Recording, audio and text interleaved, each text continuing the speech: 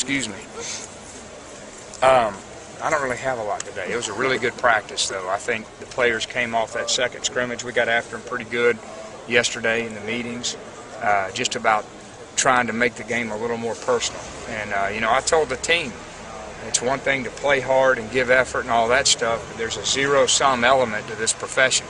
There's a winner and a loser. And you have to, at that moment of truth, have that mentality that you refuse to lose, and that's what's got to drive you. So they did a really good job today, and we'll see how they respond on a back-to-back tomorrow. You talked about the lack of discipline and the mental part of the game on Saturday after watching the film. Were you more disappointed? No, I think some of the penalty issues are not as much on the players as they are on some of the newness, some things we can do as coaches to minimize them. So they're little ticky-tack stuff that I think can be easily cleaned up. They're not from laziness, that sort of thing. So I'm not as concerned about that, but the mental outlook is the biggest thing.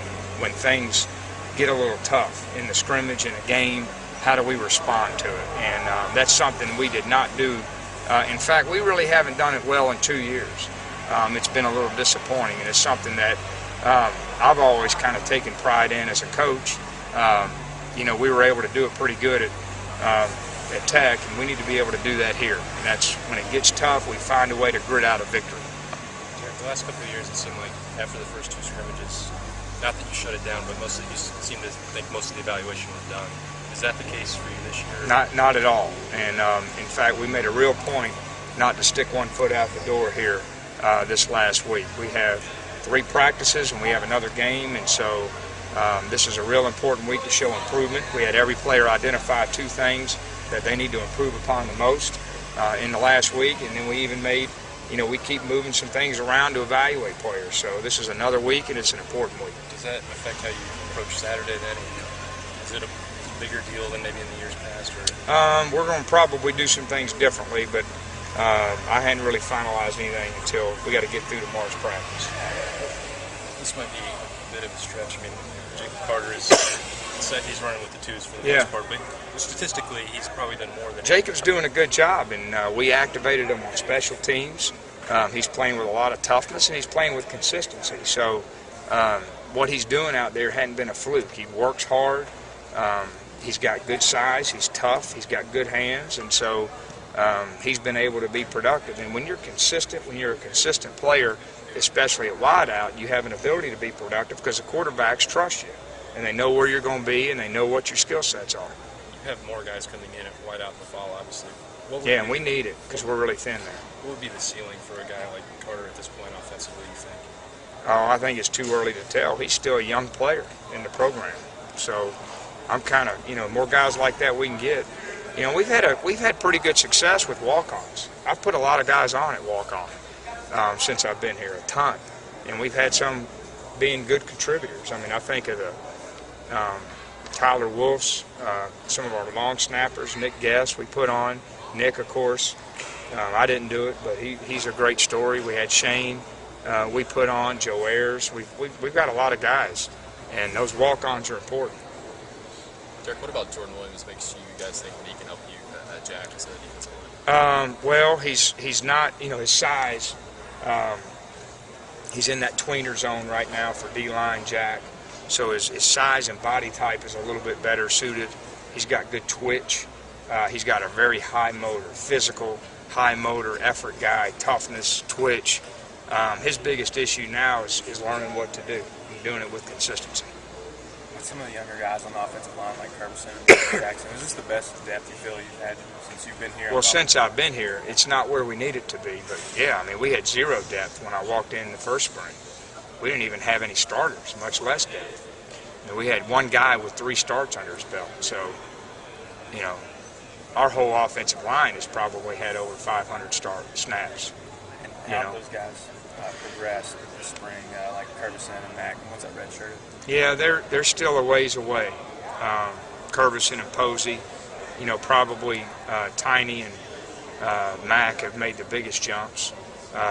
Kirby and Posey still got a little work to do, but they're making progress, and they're going to be good players for us. Derek, you talked about getting the team bigger, stronger, and all that kind of stuff. In terms of speed, is that something that you still see you've got to improve on, Yeah, and particularly on defense? yes, and we've made some big improvements, especially on offense. We have, and we've made some improvements on defense, but we're not as fast as we need to be because it's a fast man's game. I mean, it is. It's a big boy game and a fast guy's game, and you know what we've seen here is. If you can't get the big guys, you better at least have speed. You got to have something, size or speed. And, you know, you want both. But if he's a little bit size deficient, he better be able to run. Do you think you've added, with each recruiting class, you've increased, your defensive speed? I think, I'm not sure how to compare it within the recruiting classes, but I do think each recruiting class, let me just phrase it this way. There's not a recruiting class that we've had that I said, boy, this is a disappointing year. It doesn't mean every position has some highlights, but I feel like every class we've gotten, we have a good body of work that are going to develop and not have a lot of attrition. If you look at the makeup of our roster right now, I think, and I can get you the data, but there's about 8 guys who were still in that 5th year with Coach Fulmer. Okay, we only have 9 guys from Lane's year, but then we have over 20 guys in all 3 of the classes below that. So the good news is we're not having the attrition in those recruiting classes that we had, and that's important. It's important because you develop and you get better over time, and then, you know, usually the veteran football teams have a better chance to win. Do you think when everybody talks about speed on defense in the SEC, it's kind of what separates it from a lot of other conferences, particularly on the front 7. Yeah. Do you think people, when they look at you on film right now, they look at it and say, that's an SEC defense? Are you to that level yet? I don't know. I think it's a little early to say, John. I think you look at how we competed last year. When you say an SEC defense, I mean, there's 14 teams now in the league, and hey, let's face it. There's some tiers. You know, there's that upper tier of who's playing well, and you look at the top 10 teams in the nation on defense statistically, and there's about 3 or 4 SEC teams. I mean, they're in a little bit of a level right there, and then you have kind of that, you know, that second tier, which, you know, statistically at least, I think that's where we performed. But just because statistically you're in an area, the bigger issue for me is, are you impacting the game? And that's something I didn't think we did at all last year, that we had to get better at. Even though we kind of survived the game statistically, what were we doing to impact it, to help us win? As far as creating negative plays, turnovers, energy-changing plays, big hits, and that's really what our focus has been on. Coach, with Jordan making that transition from standing up, how is playing in space the biggest adjustment? Is it pass coverage responsibilities? No, I think with Jordan it's everything, because he's really a freshman, you know, and it's a freshman in a new scheme, so learning what to do and how to do it. And I don't think there's a particular skill set that's harder than the other for him right now. It's just the overwhelming task of I got to learn what to do and how to do it on every call. Yeah, Kurt's talked a lot about the middle linebackers having a lot of responsibility in terms of to the whole defense. Is that something that these guys you want these guys to learn by the end of spring, or are they going to this is going to take time? Well, everybody has a lot of responsibility. I'm talking about in terms of calls. Making the calls, yeah, but I think every defense is like that. It's not unique to our defense. The Mike, I mean, he makes the calls and he gets the front 7 lined up and he sets the front. So I don't think that's unique to our defense. But, you know, what's different about our defense is it seems like a lot more because we're a matchup defense. I mean, when they go nickel, or when we go nickel and they put a third wide out in a game, we got a whole new defense that we run. You know, when they go dime, we got a whole new defense that we run. So to try to match it up, and that's probably why it seems that way. Can you talk a little bit about Justin Coleman's spring? I know Yes. he's kind of up and down a little bit. No, last year he's as a freshman. right. He's gone up and up and up and up the whole spring. I think he's got, when you look first off at height, weight, speed, he's got SEC measurables, upper, as you're alluding to, John. I mean, he's got everything you want at the corner position, from a height, weight, speed, athleticism, ball skill. He's a heavy-handed guy. He's taken coaching better than he ever has, and we're seeing him having a really good spring. So, did you worry about him confidence-wise, given what happened to him last year? New player, gives up a couple early plays, gets to the bench, doesn't get as much rep. I knew it was going to be a problem last season. I wasn't worried long-term because he's a competitor. You watch his high school film, he was all over the place.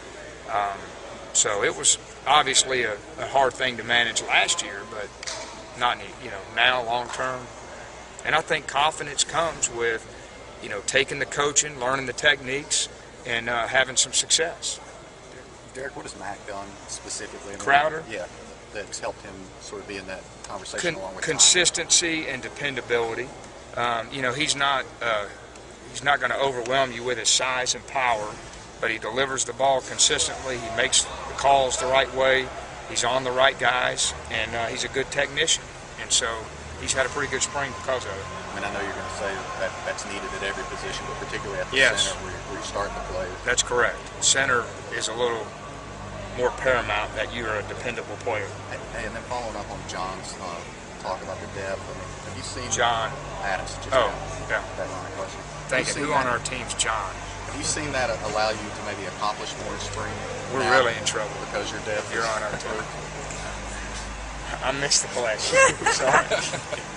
The I improved got depth. ADD. Have you not figured that out? The improved depth, does that allow you to get more done in spring now? Or, I mean, are you seeing that you're accomplishing more than maybe you were 2 years ago because of it? I think more guys are developing. In the past, when you put the twos in, maybe there's only about 30% guys really developing who can help you play. And now, having a good 2 deep, you feel like everybody out there has a chance to be a contributor, and they're getting work and they're getting better. All right? Do you think the defense has taken to the 3-4 as quickly as you would like? Well, we're not just a 3-4 team, but I think they are progressing very well. I do. I think first of all that they like what we're doing.